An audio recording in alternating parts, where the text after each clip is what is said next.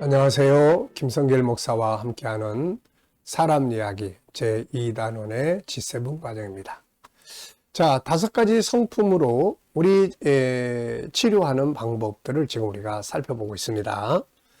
G7 치료는 크게 3가지의 내용으로 치료한다.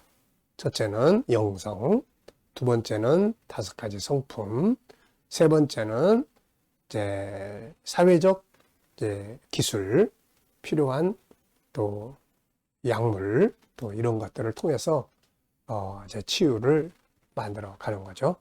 자, 그 중에서 영성 치료와 지금 5가지 성품 치료인데, 5가지 성품 중에서 첫 번째, 유일성, 그 다음에 인격성으로 우리가 어떻게 사람을 상담하고 치료하는지, 이런 부분들을 말씀드렸습니다. 이게 참 어렵지가 않아요. 아마 앞에서 일반 사회 심리학에 대해서 이렇게 쭉 들어보시면서 야, 이게 무슨 말이야? 아, 이게 너무 어렵네. 이렇게 생각하시던 분들도 우리 G7 심리학의 이야기를 쭉 듣다 보면은 이거는 그렇게 어려운 게 아니에요. 이게 그냥 내 성품 회복이니까, 내 언어 회복, 성품 회복, 여기에 따라서 내 삶의 변화, 환경의 변화, 이러니까 이게 그렇게 어려운 게 없습니다.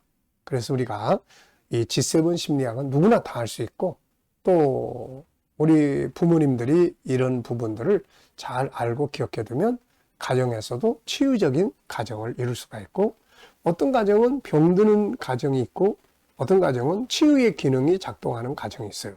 그래서 이것만 잘 알아도, 우리가 말 한마디만, 말만 잘해도, 말하는 법만 잘 알아도 치유에 굉장히 효과적입니다. 사실 상담이라는 건 말이잖아요, 말.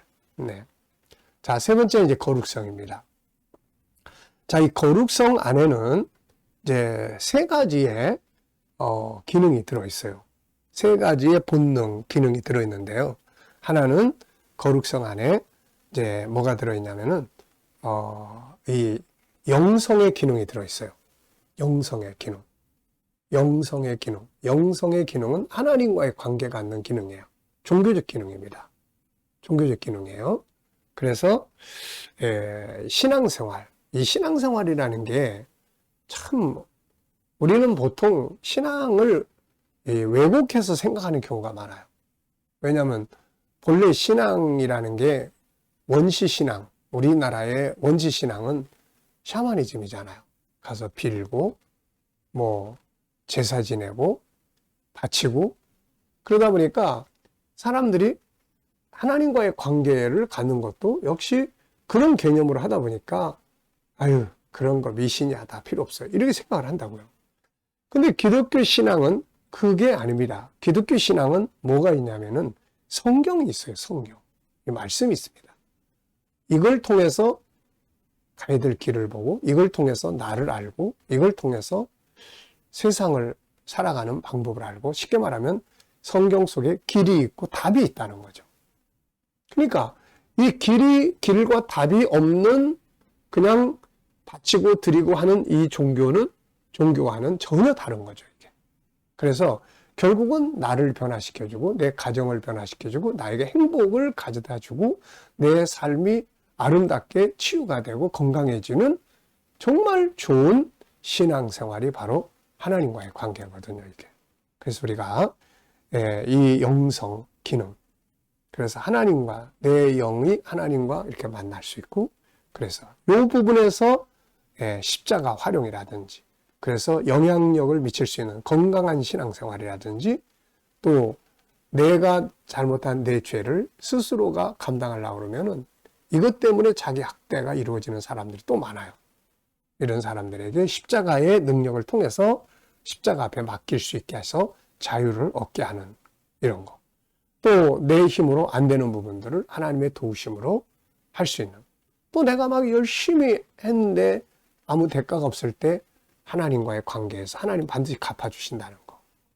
또 천국에 대한 거. 이런 것들은 내 심리에 굉장히 중요한 역할을 하는 부분들입니다.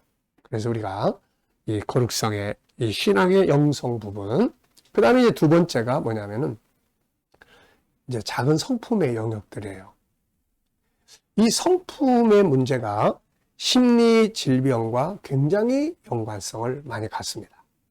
제가 이렇게 상담을 쭉 하다 보면은 어떤 사람은 어려서부터 공주병과 같은 자기밖에 모르는 그 성품이 커요. 이게 그대로.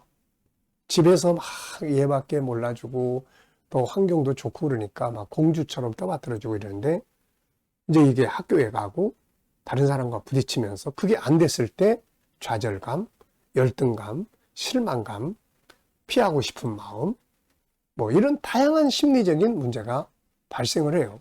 그래서 이게 나중에 이제 막 심각한 우울증으로 가기도 하고 또 뭐 공황장애로 가기도 하고 이제 이렇게 됩니다, 이게. 그래서 이 성품 교정이 참 중요해요. 그래서 심리 치료를 하는 데 있어서 또 건강한 심리의 삶을 살아가기 위해서는 이 성품이 굉장히 중요해요. 어떤 사람은 그냥 성품이 항상 부정적이에요. 뭐만 해도 부정적이야. 이거 굉장히 아주 심리적으로 병을 만드는 성품이에요. 항상 긍정적이에요. 이런 사람들은 우울증이니 뭐 이런 거 거의 없어요, 이게. 네. 또 항상 왜곡되어 있어요. 아까 이야기했죠? 항상 성품이 그렇게 한 곳에 치우쳐 있어요.